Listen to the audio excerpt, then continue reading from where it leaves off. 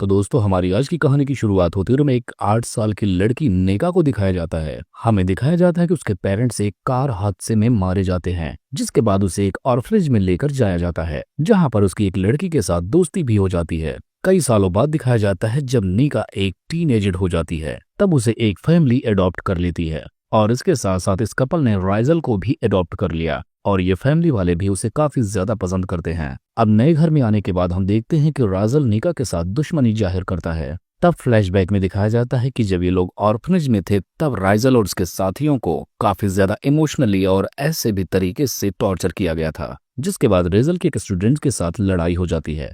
फिर दिखाया जाता है कि स्टूडेंट्स गार्डन डे में पार्टिसिपेट करते हैं और एक दूसरे को अपना नाम बताए बिना गुलाब देते हैं। यहाँ पर निका को एक स्याह गुलाब दिखता है जो कि सिर्फ मोहब्बत को जाहिर करता है और राइजल इस बात को नहीं मानता कि ये गुलाब उसने दिया है। एक स्टूडेंट जिसका नाम लायनल है वो निका को डेट के लिए इनवाइट करता है और राइजल जाकर उससे फाइट कर लेता है। जब निका उसके बिहेवियर के लिए राइजल को समझाती है तब उसकी तबीयत खराब हो जाती है। असल में उसे सीजर अटैक होता है, जिसके चलते निका उसका ख्याल रखने लगती है और इस दौरान ये दोनों एक दूसरे के काफी ज्यादा करीब आ जाते हैं। फिर फ्लैशबैक में दिखाया जाता है कि एक बार जब मार्गरेट रिजा को सजा देने वाली होती है, राइजल ने उसका अटेंशन लेने के लिए अपना हाथ काट लिया था। अब अगले सीन में देखते हैं एडेलाइन निका से मिलने के लिए जाती है और वो बताते हैं कि वो मार्गरेट के खिलाफ चार्जेस लगाना चाहती है, बस उसे निका की गवाही की जरूरत है। लेकिन निका गवाही देने से मना कर देती है क्योंकि वो अपने पास्ट को फिर से फेस नहीं करना चाहती। और उसी रात निका और राइजल एक दूसरे के काफी ज्यादा करीब आ जाते हैं। तभी लायनल उनके दरवाजे पर दस्तक देता है। यहाँ पर लायनल को शक है कि राइजल और निका एक दूसरे को पसंद करते हैं।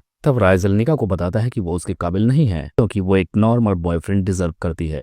इसके बाद राइजल अपने घर वालों से बोलता है कि उनके एडॉप्शन को रिजेक्ट करके अपने ऑर्फनेज वापस जा रहा है। अब स्कूल डांस के दौरान लायनल निका के साथ जबरदस्ती इंटीमेट होने की कोशिश करता है। तब तक राइजल वहां पर पहुंच जाता है और उसे भगाने के बाद निका और राइजल एक दूसरे के काफी ज्यादा करीब आते हैं, जिसके बाद ये दोनों एक दूसरे के साथ रिलेशन भी बना लेते हैं। अब इधर गुस्से से भरे लायनल ने अपनी कार इतनी तेजी से इन दोनों के ऊपर चढ़ाने की कोशिश की, लेकिन ये दोनों पानी में छलांग लगाकर अपनी जान बचा लेते हैं। अब हम देखते हैं निका को हॉस्पिटल में होश आता है, लेकिन राइजल अभी भी कोमा में था और उसका केस काफी ज्यादा कॉम्प्लिकेटेड हो चुका था। इस वक्त वो मार्गरेट की कस्टडी में है, जिसके बाद मिलेगेंस की अडॉप्शन भी रिजेक्ट कर दी गई। राइजल के इस हालात को देखते हुए मार्गरेट निका को कसूरवार ठहराती है और वो कहती है कि राइजल को हमेशा के लिए निका से दूर रखेगी। और ऐसा होने के बाद निका आखिरकार मार्गरेट के खिलाफ गवाही देने को तैयार हो जाती है। अब बाद में निका राइजल को जाकर बताते हैं कि वो केस जीत चुकी है, जिसके चलते मार्गरेट अब उन्हें दोबारा कभी नुकसान नहीं पहुंचा सकती। और हम देखते हैं कि राइजल भी काफी हद तक ठीक हो चुका था।